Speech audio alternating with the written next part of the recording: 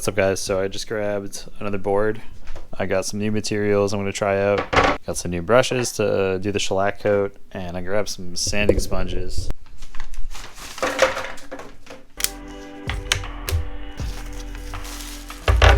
So these boards have a clear coat on there. It's a urethane based clear coat. There's a couple little indentations on the board that'll probably fill in with the paint we're using.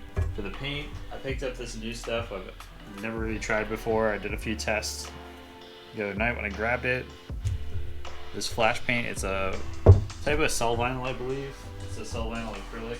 Here's some of the test results, but it's got a super matte finish. Hopefully that shows up on camera. But I think it'll look really nice instead of the spray painted matte. And it'll be a little bit thicker, so it'll have a bit more of a texture, I think.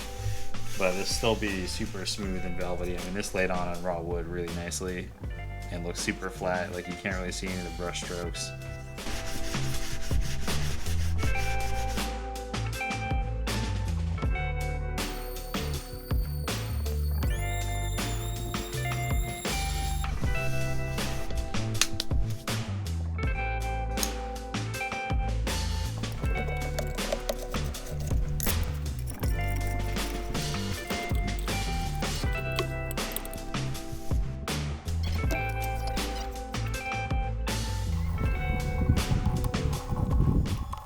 Okay, so everything's now dry, sanded, have the tape all around the edge here, so right on the rail of the deck.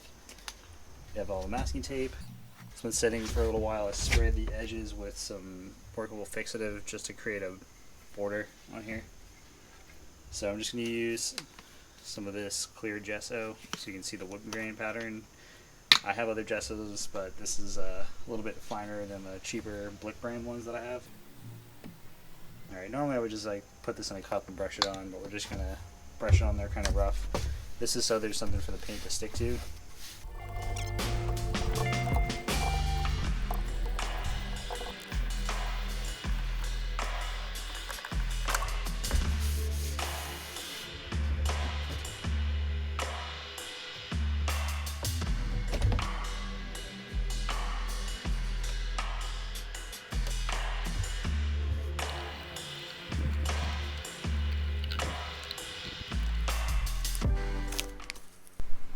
So these are the edges now with the tape peeled off.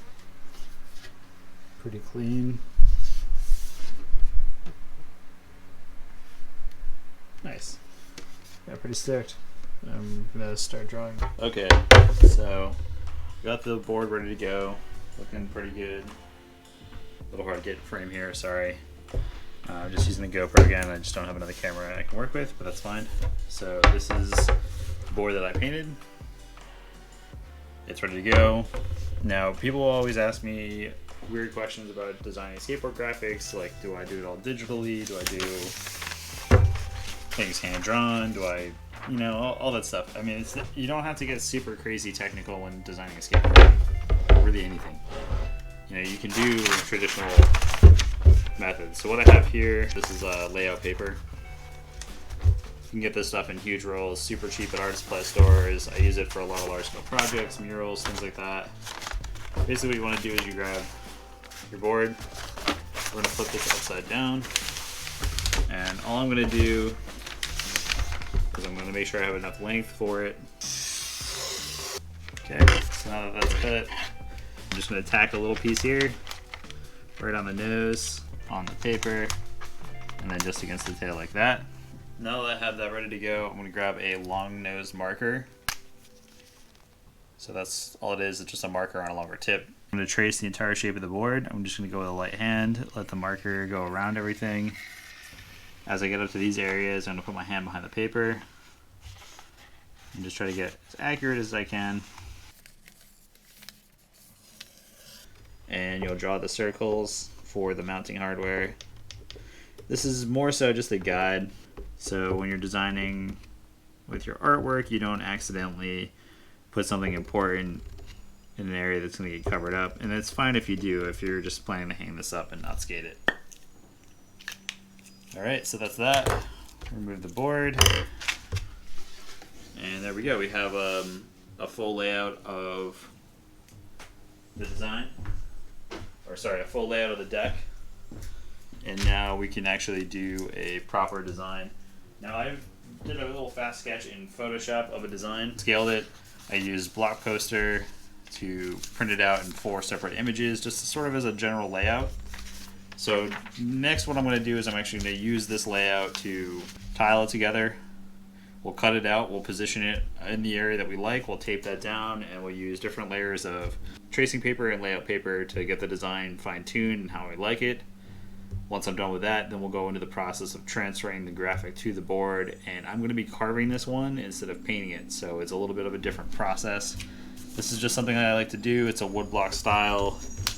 You know, it's not something that you see every day, and I just kind of wanted to do it. So the way that block poster works, it'll tile your images. I tiled mine on 8.5 by 11 sheets of paper. You can use whatever size paper works best for your printer on the website. They have options and how many pieces you want to use. Just grab my cutting mat. I'm going to grab a ruler. Got a steel ruler. Next I'm going to grab a sharp X-Acto blade. I'm going to line this up to this edge. If you can see that on camera, I'll try to zoom in, but I'm basically just going to where the edge of the artwork was.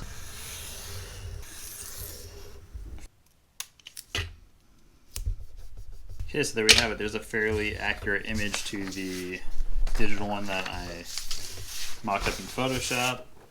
Looks pretty good. This is actually how a lot of wheat pasting artists also print things, so they don't have to use large-scale commercial printers. They'll just do this. They'll tape them on the back. They'll wheat paste them on the wall. But now I'm just going to cut this out. You can use scissors or whatever you want. The paper is fairly translucent, so I can see through it, but this way, when I go to put this on the board, I can actually see if it's proper size from what I had originally designed. The board has a fairly flat area on it. It's about 14.5 inches, or sorry, about 15 inches actually. And the artwork I scaled at about 14.5. And now I can place it on the template. And I can see that it's pretty close to what I had scaled up. Really close. It's a little bit smaller than I thought, but now that I'm looking at this, and then after looking more at the shape of the board, this might be a good size to start with. So I'm pretty happy with this. I'm going to tape this down as well. Just use some tape, hold this in place. Grab layers of tracing paper and keep going over it.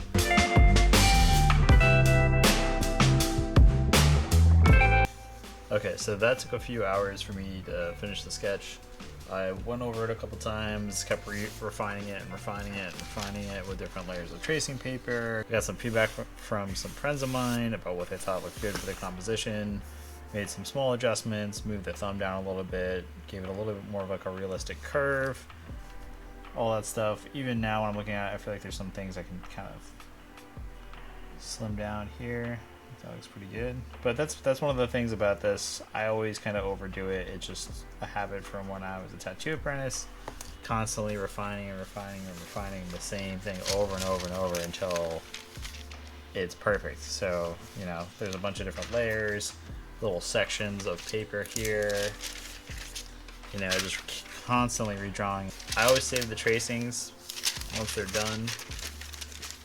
Here's some of the other ones. This is like one of the first ones where the leaves are a little bit more like that traditional early 1900s style painting stuff. And then this was the stitched together Frankenstein piece where I kind of made most of the final decisions on and just did all the tweaking and everything I needed to do and got the form and the shape right, whereas originally the thumb was really high up. One of my friends pointed out it just didn't look natural. This is based off of a reference image from a really traditional tattoo flash design, but I used the actual original image that tattoo artists have been using for years. It's just an old painting and illustration of a hand holding a rose. It's like an old oil painting. Tweaked it a little bit, took some advice from my friends, changed the thumb, and then I kept moving forward. Still not super happy with the rose. It's not traditionally the style of rose that I like to do, but I wanted to stay pretty true to that classic graphic because it's still like a cool look, and I kind of gave it my own little spin. I simplified the frills and the cuff, but all in all, still pretty happy with it. So now the next stages of this and this entire project really are to take some white transfer paper. I'm gonna actually transfer it to that board that I painted the other day. So this works just like your normal graphite transfer paper, but instead of leaving black graphite, this leaves a white graphite. I'm going to be carving away most of these lines, so I'm going to go pretty light. But I'm going to have to set the camera up in another spot, and we'll keep going. I'm just going to trace it on the board. Then I'm going to start carving. I'm going to be using traditional woodblock carving tools to carve the graphic. This is going to be a fairly time-consuming process, and I'm going to have to shoot it in time lapse. If you guys have questions or anything about the process, in the comment section or whatever, and I'll do my best to answer everyone's questions as quickly as possible. It's a little hard for me to kind of keep up with everything on YouTube and Instagram and all that stuff.